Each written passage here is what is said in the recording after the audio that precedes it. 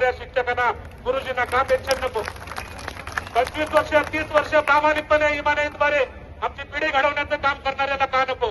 आमदारांना कुणी घडवलं, खासदारांना कुणी घडवलं, त्यांनी त्याची जाणीव ठेवावी. आणि आमदारांनी खासदारांना सुद्धा उद्यापासून आम्ही 8 तारखेपासून नागपुरामध्ये जाऊन सांगणार आहे, विधान परिषदेमध्ये आणि विधानसभेमध्ये शिक्षकांचे जर प्रश्न घेतले नाहीत तर जसं मराठा मोर्चामध्ये जाऊन प्रत्येक ठिकाणी लोकसभेच्या आणि विधानसभेच्या लोकप्रतिनिधींना त्यांनी सांगितलं आमची मतं मागायला येऊ नका, तसं शिक्षक तुमच्या दारात येतील आणि तुम्हाला सांगतील भविष्यात तुम्ही इथं निवडणुकीसाठी उभं राहू नका, शहाणा असतात तर.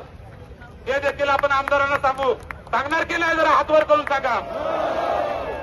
सर्व शासकीय कर्मचाऱ्यांना सुद्धा सांगू, ते सुद्धा आपल्या सोबत आहेत.